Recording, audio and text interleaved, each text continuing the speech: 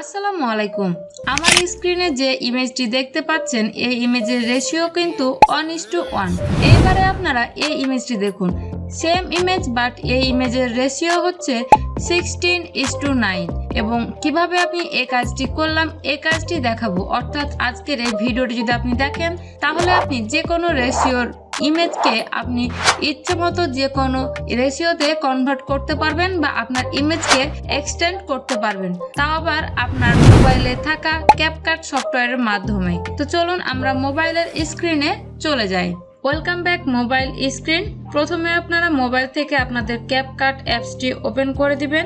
তারপরে নিচে just edit অপশনটা সিলেক্ট থাকা অবস্থায় ওপরে দেখুন এক্সপ্যান্ড নামে একটি অপশন রয়েছে, এখানে ক্লিক করবেন। দিয়ে তারপরে দেখুন টেক্সট টু ইমেজ এই অপশনে ক্লিক করবেন। আপনারা কিন্তু ক্যাপকাট অ্যাপস দিয়েও এখন এআই ইমেজ জেনারেট করতে পারবেন। অর্থাৎ এআই ইমেজ জেনারেট করার জন্য কিন্তু আপনারা এই অপশনটি ব্যবহার করতে পারেন। তারপরে এখানে কিন্তু আজকে আমরা ইমেজ কোনো জেনারেট করব না, যেহেতু আমরা একটা ইমেজের রেশিওকে চেঞ্জ করব। অর্থাৎ আমাদের 1:1 সাইজের ইমেজকে এক্সটেন্ড করে 16:9 করব। তার জন্য নিচে দেখুন এখানে জাস্ট যে ফটো আইকন রয়েছে এই অপশনে ক্লিক করবেন। আপনারা যদি এই অ্যাপসটি প্রথম ওপেন করেন তাহলে আপনাদের মিডিয়া অ্যাক্সেসটা অ্যালাউ করে দিতে হবে। নোটিফিকেশন আসবে, সেখানে জাস্ট অ্যালাউ বাটনে ক্লিক করে দিবেন। আমি জাস্ট এই ফটো আইকনে ক্লিক করছি। তারপরে আপনার গ্যালারিতে প্রবেশ হবে, যে ইমেজটিকে আপনারা এক্সটেন্ড করতে চান সেই ইমেজটি সিলেক্ট করে দিবেন।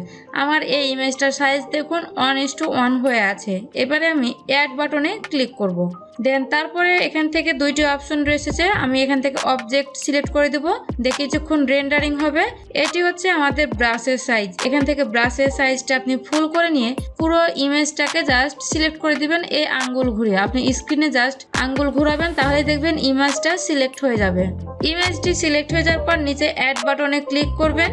তারপরে নিচে দেখুন আরো একটি অপশন রয়েছে, এখানে জাস্ট ক্লিক করে আপনারা রেশিওটা সিলেক্ট করে দিবেন যে কোন রেশিওতে ইমেজ চান।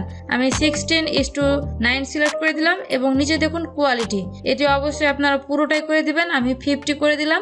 দিয়ে উপরে জাস্ট টিক চিহ্নতে ক্লিক করে এটি সেভ করে দিলাম। দিয়ে এখানে দেখুন রেফারেন্স অ্যান্ড অবজেক্ট, আমি এখানে আমি লিখে দিলাম change the image aspect ratio. দিয়ে জেনারেট বাটনে ক্লিক করলাম। দেন কিছুক্ষণ সময় নিয়ে নিচে দেখবেন 4টি ইমেজ জেনারেট হয়ে যাবে। ওয়াও, কি চমৎকার! দেখুন আমাদের ইমেজটা কিন্তু একদম এক্সটেন্ড হয়ে গেছে। আমি যদি ফুল করে দেখাই আপনাদেরকে তাহলে আপনারা খুব সহজেই বুঝতে পারবেন। দেখুন আমাদের কিন্তু ইমেজটা আগে 1:1 সাইজ ছিল, এবারে কিন্তু এটাকে আমাদের এক্সটেন্ড করে 16:9 হয়ে গেছে। এখন এই ইমেজটিকে আপনারা যদি আরো রিজেনারেট করতে চান বা আরো মডিফাই করতে চান সেক্ষেত্রে করতে পারবেন। যে ইমেজটা পছন্দ হবে সেই ইমেজের উপর ক্লিক করে নিচে আপনারা এই আপ স্কেল অপশনে ক্লিক করে আপনারা এই ইমেজটিকে আরো হাই কোয়ালিটিতে রূপান্তর করতে পারবেন। এছাড়াও যদি কোনো কিছু মডিফাই করতে চান তাহলে মডিফাই বাটনে ক্লিক করে আপনি আবারও টেক্সট দিয়ে দেবেন, প্রম্পট দিয়ে কি চান সেটাই আপনি মডিফাই করে নিতে পারেন। এবং রিজেনারেট, অর্থাৎ আপনার যদি এই ইমেজগুলো পছন্দ না হয় তাহলে আপনি রিজেনারেট বাটনে ক্লিক করে আবারও এই ইমেজগুলো জেনারেট করতে পারেন। এখন জাস্ট যে ইমেজটি আপনার পছন্দ হবে এই ইমেজটিকে আপনি জাস্ট সেভ বাটনে ক্লিক করে এটা সেভ করে নেবেন। আমার কিন্তু এটি সেভ হয়ে গেছে। এবারে এটিকে আমি চাচ্ছি যে 9:16 করতে, তার জন্য আমি আবারও মডিফাই অপশনে ক্লিক করব। দিয়ে এখান থেকে জাস্ট আমি এখান থেকে অ্যাসপেক্ট রেশিও এখানে ক্লিক করে আমি জাস্ট এখান থেকে 9:16 করে দিয়ে আবারও টিক চিহ্নতে ক্লিক করব। দিয়ে আবারও জেনারেট বাটনে ক্লিক করব। তাহলে দেখবেন এবারে আমাদের এই ইমেজটার রেশিও চেঞ্জ হয়ে যাবে। আমাদের ইমেজটার রেশিও কিন্তু অলরেডি চেঞ্জ হয়ে গেছে এবং কতটা ন্যাচারাল দেখুন। এবারে কিন্তু এটা আমাদের পোর্ট্রেটের যে মাপ 9:16 সেটাই কিন্তু মাপ চলে এসেছে। তো এইভাবে ক্যাপকাটের এআই ফিচার্স অপশনটি ব্যবহার করে আপনারা যে কোনো ইমেজের সাইজ রিসাইজ করতে পারবেন।